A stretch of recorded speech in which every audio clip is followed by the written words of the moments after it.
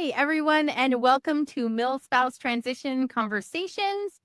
I am your host, Anna Larson, and today we are going to be talking about something that hits very deep but isn't easy to name, and that is going to be moral injury.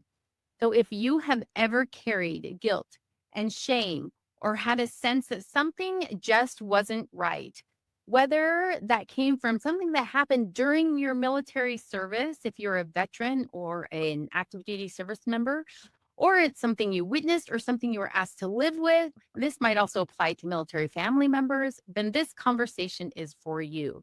Now, moral injury is not PTSD, and we are going to discuss that today with our guest, Dr. Daniel Roberts. It is not just trauma. It is an internal conflict that comes when your values, your sense of right and wrong, and all of that is compromised. And the cost of that really does stick with you. And yes, military spouses can experience it too. So Dr. Daniel Roberts is going to join me today to help us understand what moral injury really is, how it shows up in transition out of active duty military life, and what healing might look like both for veterans and for the people who walk alongside them.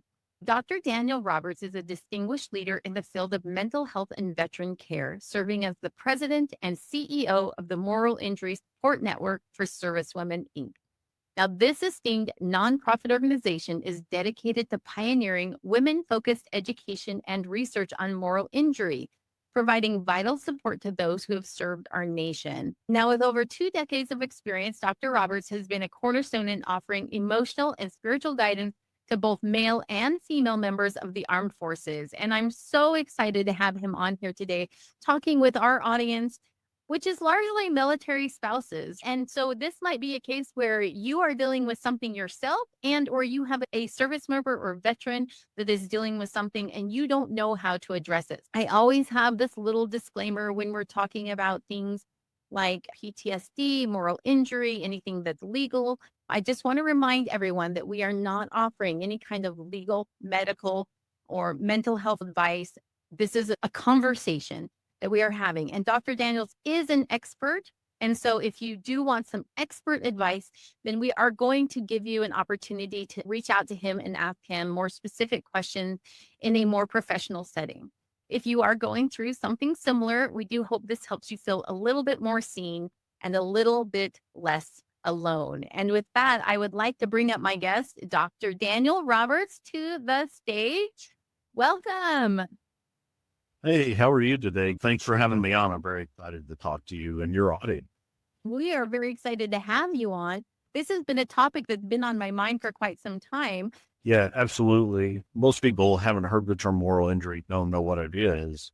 Dr. Roberts, what is moral injury? How would you define it for the military community? When someone experiences a traumatic event or a series of traumatic events that violate their deeply held moral beliefs, we call that moral injury. And so it can be something that you've done, something you've witnessed, or something that's happened to you. The world's not supposed to work like that, or the Army's not supposed to work, or I'm supposed to be able to rely on my buddies, and they're the ones that violate it. So it has a sense of betrayal, a sense of just something is very wrong that happened to me, or I did, or I saw, or I witnessed, or even heard it. Can you tell me, how does it differ from PTSD or trauma? Yeah, so I would define it as a trauma can be the event that causes the moral injury. Moral injury can be a type of trauma. And often PTSD can be part of a person's symptom. So you can have both moral injury and PTSD. They often go together. One difference between moral injury and PTSD is you can get PTSD from a fear-induced event. Like, for instance, you could be in a horrific car accident and end up with PTSD because of it, but not have the moral component.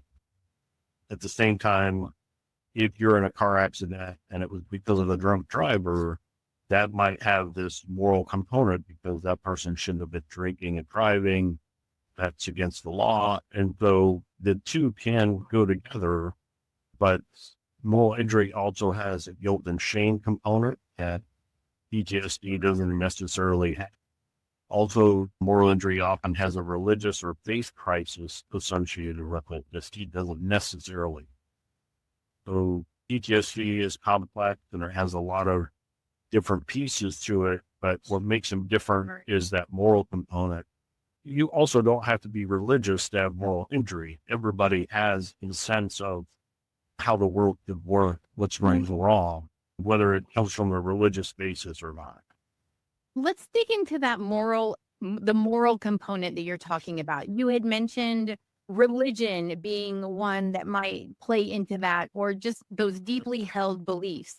So when we're talking about that moral component, it really is going to vary person to person. And is there a point where somebody is feeling that moral injury and somebody else is going to be like, I don't know what your problem is? Do you run into that very often where those moralities are at such different levels? Or is this something much deeper that we're talking about? You can have two people can experience the same incident or be witness to the same incident, and one be morally injured because of it and another one not. So moral injury is, one helper friend said moral injury is something you do to yourself. And her point was, how do you interpret the events or things you experience, whether it becomes a moral injury? Like you, for instance, you can go through it. Maybe you're an infantry soldier and you do some killing in combat. You might be so trained as so of the mind that, hey, their enemy, they deserve what they got. So you might be to some degree traumatized by it, but at the same time not feel like you violated some moral thing because you're doing what you're trained, you follow the rules of engagement, so on. Someone else might, who's also a trained infantryman, might feel like, God doesn't want me to kill. I shouldn't have done that. I took another human life. How can I ever get forgiveness? I'll give you one example. If you're interviewing women veterans about moral injury, and she said she joined the Army in the 70s, like 72. So this is Vietnam era Army. She said, I'm not sure I have moral injury in it. They will tell me about it. And she said, I joined the Army in the 70s. I was raped, but I'm not sure I have moral injury from that. The good old boys club, of course, as a woman, almost didn't like that. So it was really startling to me that she would have that sort of attitude of, yeah, this is just what happens. You have to separate context from the moral injury. So the context might be rape, sexual assault, killing in combat, whatever. But whether or not that then becomes a moral injury for someone has to do with how they interpret those events, think about how they've been trained or taught with their culture or background. Like there's a lot to it that could determine whether somebody feels like it's a moral injury or trauma in general. I talked with a mental health professional once. She described trauma too in two different ways. There's like big T trauma and then little T traumas. And it sounds almost like moral injury could really fit within either of those big T or little T traumas that occur because it is such a personalized thing for each person. I would also imagine that makes it very difficult to treat in some senses. And then there's this part of me that's curious, and we're not going to jump into this now, but there's this part of me that says, well, what about the moral beliefs of the mental health professional that's treating this then and how that plays into that treatment? But that's a totally different conversation that we would have later. I do have some questions. Now, you've mentioned a couple of different types of experiences that might play into moral injury. You had mentioned assault, rape, and things like shooting other people or killing other people. And those are very typically what you hear about when you do talk about moral injury. Are there other types of military experiences that you would say, hey, let's not forget about these things for those people out there that are like, well, that's never happened to me, and therefore that can't possibly be what I'm experiencing or what my service member or veteran is experiencing? That's a great question. So we recently collected data from 20 military spouses of service member with PTSD. And the whole point of the study was to explore military spouses' moral injurious experience. And for them, their experiences were the lack of resources, lack of mental health care support, lack of the military caring about the family situations they face, like a service member constantly deploying and then come back from a deployment a month later, you're PCSing to another place around the country. Although there's the constant upheaval, constant sense, and a spouse saying, isn't there a way? Do we have to move again? Like, we have to, and it's like, yeah, the military doesn't care. We're moving, and there's talk about caring about military families, but in practice, how much do they really? The worry, fear, anguish while a person is deployed, having to handle all the business, the kids, the bill, you name it, right? And feeling like there's no support, no help, nowhere to turn. That can be moral injury because it's like, hey, where's the support we're supposed to get as a military family? Where is the consideration for what we're going through? And then the PTSD service members having these PTSD triggering incidents and having a spouse trying to keep them alive, prevent by suicide, to get them the care and not be able to get them the care they need. And so these military stressors that families experience commonly in the military can become moral injury when there's no help or support for what they're going through.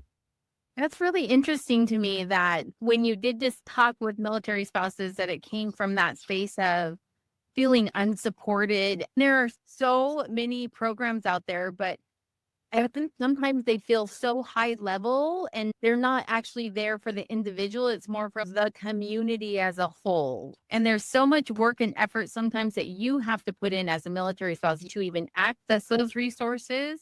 And when you are overwhelmed and stressed and feel like you have too much on your plate, your ability then to take those steps is diminished. Like, we're looking at military families now as they're transitioning out of active duty military life. I want to talk a little bit about what have you seen and how does it show up in that transition time frame? This could be for both the service member and the spouse, or even other family members that might be involved as well, like children. So I'll tackle all three with some examples. For the service member, while you're serving, you're busy, you're doing things every day is a challenge. There are things that you see or participate in or whatever that bother you, but you stuff them down in there somewhere because they can help you at the moment. You're trying to get through the moment. But there's a sense of shouldn't do that or I should do that. After you transition out, often those things will then surface. And things that you did in your military service years ago might begin to haunt you. For instance, I talked to a retired sergeant major, and she had a lot of guilt about the fact that when she was a sergeant major, she felt like I should have done more to support other women, especially that had being assaulted and harassed. But I didn't. I should have done more, and the reality is, you may not have been able to do more. There's policies, there's programs, but often commanders don't practice them the way they're intended. I'm a retired sergeant major. Even as a sergeant major, at the pinnacle of the enlisted rank, you can only advise. And if the commander doesn't dig your case, there's not much else you can do, even though you know it's wrong. So you have rank, but you can often be disempowered anyway. Those kind of things can serve for decisions you made as a commander that later you come to realize. I talked to a retired brigade commander, and he realized now that I've been made more aware of women in the military, I'm thinking how little I did to help them when I could have, because I didn't know. And so for spouses, sometimes it can be the isolation. Once you retire, not everybody stays near the installation. And so there can be a lack of ability to create relationships, especially if your service member is struggling with maybe PTSD or something. You can't tell people. You can't really talk about what you've gone through because they wouldn't understand. You might have some shame associated with what your family's going through with financial struggles or whatever. All this busyness you had in your military now are a totally different stories, and you're trying to figure out how to function as part of the community and the community that made really get you. And so that can be part of the difficulty that spouses might experience. For children, as a service member who moved around a lot and lived away from my family a lot, the realization later how much of a burden put on my children when I wasn't there. And so now, like, sometimes my kids were teenagers, I talk about what they went through when they were younger and I wasn't home and all the stress and so on. That feels really, and they have their own burdens or injuries from wasn't there for me. Dad didn't go to my ball. Dad didn't go to my school stuff. And I knew he was doing stuff for the countries, but at the same time, it feels like he should have been there, especially if you're in a community where, like, where we live, not a ton of military. We're not far from Fort Bragg, but we're far enough away. There's not very many military people. So when I was gone, Patty didn't have that much support for what she was going through. We had neighbors, but I remember niece she said one day, I don't want you and Patty to get divorced. And I was like, what's no. She said, well, you're gone so much. There's so much stress going on. Patty's so stressed. I was worried she'd want to break or something. And Patty's like, I'm good. We're fine. But I can see how somebody might use it. Yeah, definitely. When you were giving some of those examples, it's almost like during transition, when you're looking back on your military experiences or your military life experiences, whether it be service member, spouse, a lot of it comes to almost like regret or being able to look at situations that are now past and saying, I wish I'd done something different, where in the moment you made different choices. And then for the spouses, the isolation thing, I think plays heavily back to that conversation we had a little bit earlier about spouses not feeling supported in the resources and the needs. The whole point of MilSpouse Transition is to say that transition timeframe is a massive family shift, and spouses and family members need support through that the same way the service member does. And so I definitely can see how there might be feelings of anger or frustration with the lack of ability to find what you need in order to make sure your family's okay, whether that be the spouse or the service member feeling that way. I appreciate also your example about your kids, your feelings of, wow, maybe I should have done something differently, or how could I have given something up in order to be there more the way they needed me? This gets very complicated very quickly. What are the signs and symptoms of moral injury? What are we looking for? Is it just somebody saying, I feel regret, I feel angry?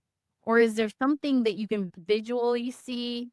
Yeah, that's a difficult one because people are good at masking. Often there has to be such a relationship with them that they can begin to talk about what they're experiencing, what they're feeling. We do know some things like people with moral injury tend to have a sense of a loss of identity, a loss of self-esteem, a sense of I'm unforgivable or I'm not for the person. I'm garbage now because of what I've done or whatever. It can be a lot of signs or symptoms you see with other kinds of trauma like anxiety, depression, feeling trapped, feeling unvalued or unloved or unlovable, and feeling a loss of a sense of purpose, those kind of things. So with somebody who's experiencing that, for healing those things, it's hard to uncover that unless you have kind of relationship. One of the things that word signs that you can often see would be emotional dysregulation. And that presents with a lot of different kind of traumas, but just the inability to manage emotions in certain stressful situations. There are some key words that might come up: trapped, having the same feelings over and over, not being able to get past a certain event or rethinking about that event over and over, and just continuing to punish oneself for I should have done something different. I should have been able to do better. I'm okay with achieving that sense of forgiveness, of being able to move on with one's life despite whatever experiences are in the past. You can begin to feel like There's no help for veterans and what we're going through. You're trying to get resources and support, mental health care, and you can't be seen or insurance over hopelessness and helpless. So from my experience, it's really, again, we go back to personal things. Somebody has to self-identify as being morally injured. The best way to do that, help them understand what it is. And then they go, okay, yeah, that relates to me. And then we can get into how do we help with it. When you do use those words like I feel trapped, I feel like that's something that can really be persistent for years and years and even decades if you're not addressing it, fighting with your spouse and the same things keep coming Right. up where there's that same little trigger moment of, yeah, but you did this to me.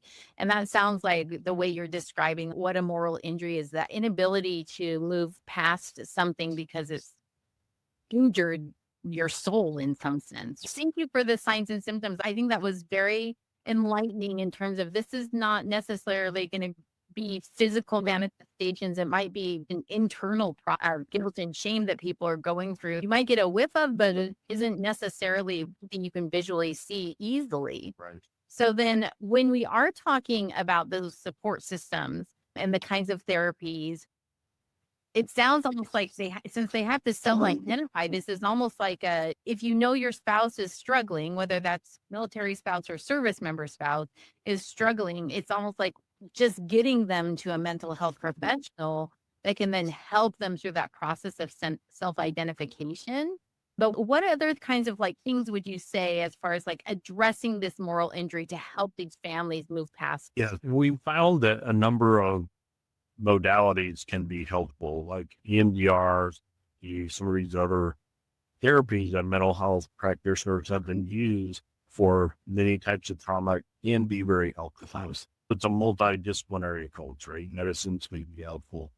But one of the key things to get to is this sense of forgiveness of oneself, forgiveness of the situation. And with forgiveness, you don't have to say it's okay. You don't have to say that it wasn't wrong or anything like that.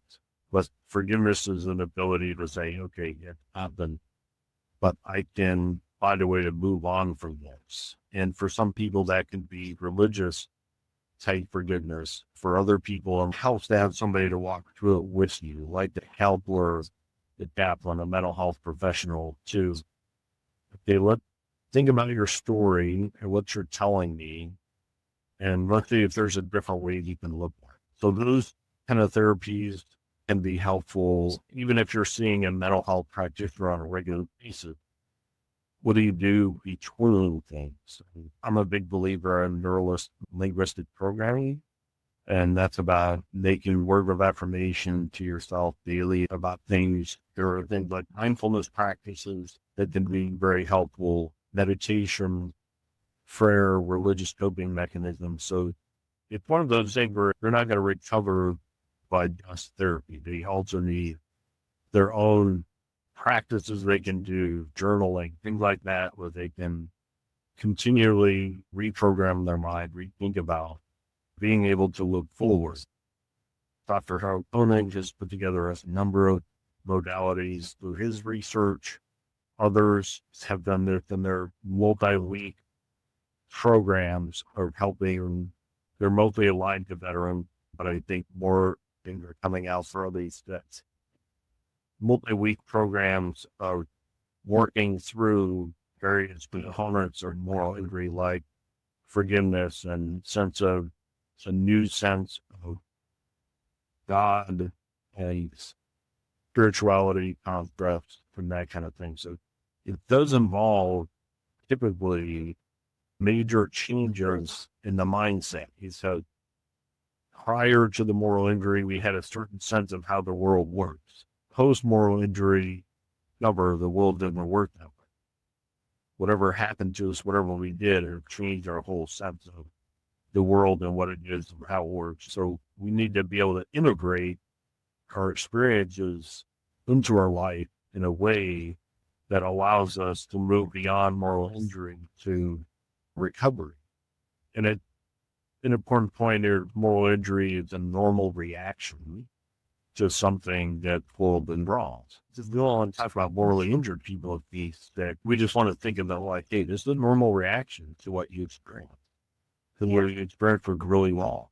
But where you're at right now is going to have to remain forever, but it's going to take some work, some effort, both on the individual part and those that are helping and supporting. You often can't see your way out of this kind of distress without help and support, And so you don't want anybody to be alone, but there are times that you are alone with yourself and your mind.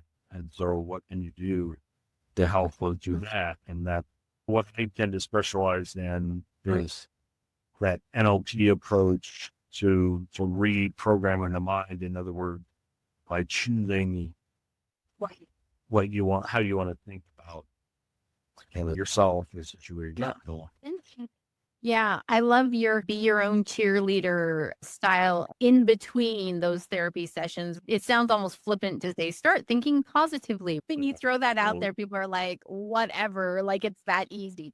That's not what I'm saying at all, but almost more like you have to be very intentional about the kinds of things you're telling yourself and doing for yourself and the situations you're putting yourself in. And that intentionality is where then some of that healing could come from, is what I hear you saying.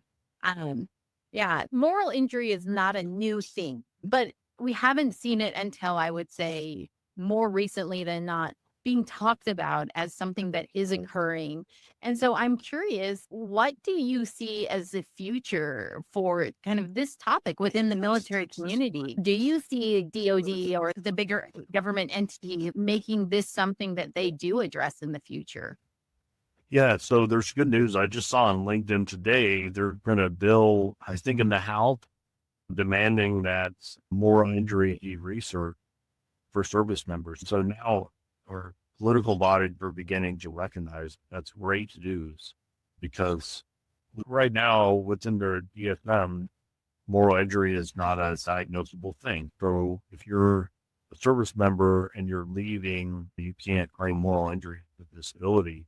Even though the VA recognized moral injury, it's on their website. So having that advocacy, that's a starting point for beginning to recognize that.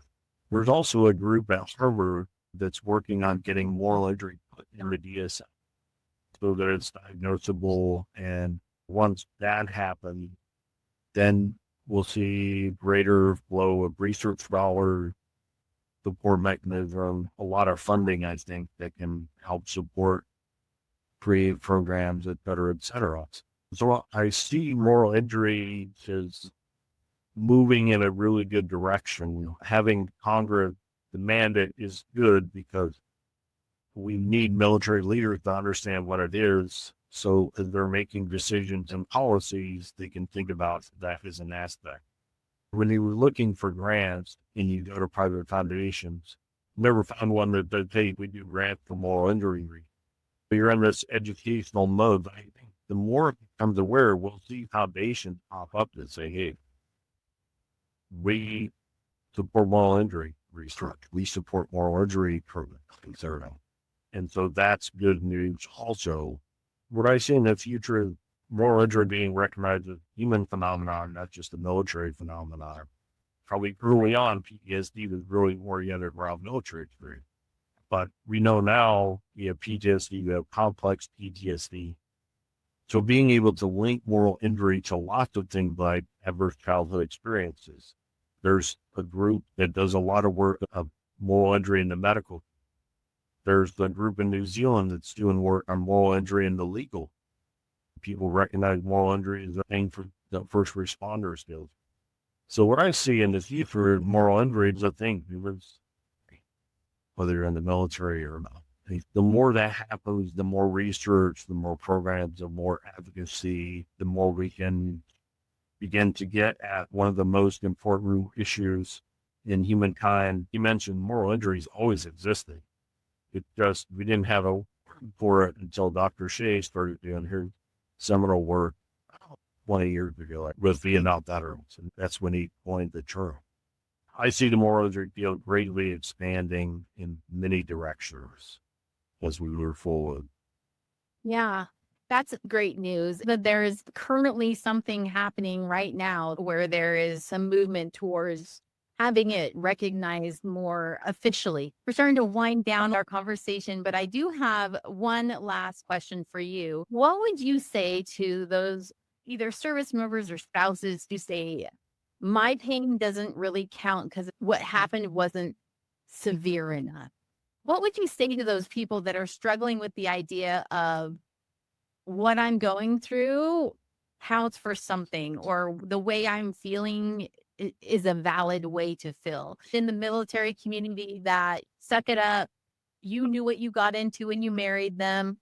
Throw out any number of phrases or comments that people say when we do express dissatisfaction with in the military community. You'll hear that constantly. It's a joke at this point. So what would you say to those spouses or service members that are like, I need to just suck it up. This doesn't count enough for me to seek the kind of help that maybe we've talked about today? Yeah, that's a great question. And I would say, if you're a human being, you deserve to be happy. If you're unhappy because of the way you're feeling, we should work on it. And so however you feel is what you feel. And so we want to take all those feelings seriously. All the people that say, hey, you need to suck it up, and that they're hurting too. They just don't want it. So we're all hurting. We all deserve to not be hurting. Let's help it. Because often people that have experienced trauma tend to do what you're saying, talk about, which is to say, no, I shouldn't feel it. There's a reason why you feel that way. And let's talk about it. Let's work through it, because you deserve to be happy. Otherwise, this is the life you get to live.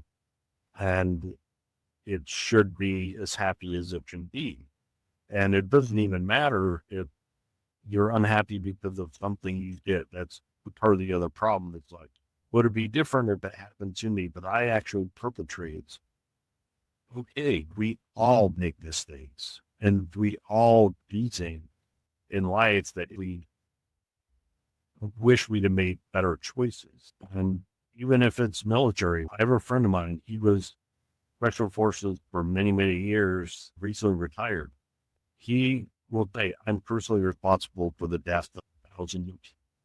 He's got a lot to work through, but he's doing it. And to be fair, he's doing what he was told. He's doing what he was told.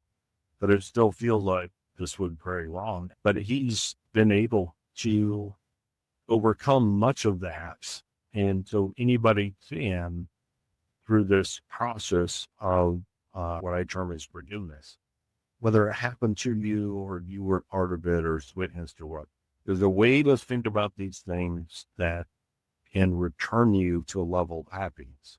You can't use other people's sense of judgment, justice, or validation to determine whether what you're feeling is okay or valid. You have to say, it's valid because I feel it. What you described is every human at some point just discounting what they've experienced, but you do deserve to be happy. And if something's making you unhappy, address it so that you can change that narrative for your own life in whatever way that looks. We are going to close down our show. Thank you so much, Dr. Roberts, for being here with us today, for having this conversation with me, and for really being able to describe for the military community and military spouses what moral injury might look like. And I think to even just validate and give that understanding of this is not something that you alone are experiencing, that many people are having these experiences, and it's okay to give a name to it. And it's okay to say that these feelings are valid, and it's okay to seek out support and help for what it is you're going through. I think sometimes we need permission to do that, or we need to hear that permission, especially from professionals and experts on the topic like you. So thank you for being here with me today and offering that to our community. If you're interested in show notes, you can always head to MilSpouseTransition.com to get the show notes and to get all of the resources we talked about today, as well as contact information for Dr. Roberts. Dr. Roberts, if somebody is very interested in this topic or would like to reach out to you professionally, and now keeping in mind too that your nonprofit serves specifically service members who are female or women's service members. So if somebody wanted to reach out to you to learn more, where would you tell them to go? The easiest way to get in touch with me is drobert@misns.org. Even if you're not a woman, I'll help direct you to some good resources. If this show is connecting with you, don't hesitate to reach out. We'll get you the help and support you need. But our website is misns.org. That has a lot of our programs, that has our partners on that page, and so on. But again, I would say like emailing me, drobert@misns.org is the easiest way to get in touch and get support. Awesome. Thank you so much. It will be on the show notes for everybody who is here. Thank you so much for joining us. Jump on our email list to be the first to know about any other upcoming podcast resources, new things that are coming out through MilSpouseTransition.com. Dr. Roberts, thank you again for being here as my guest. I so very much appreciate you and this conversation today, and I look forward to talking more about moral injury and seeing where this leads us as we continue to explore this area for our military spouse community. And with that, we will see you all at the next MilSpouse Transition Conversation.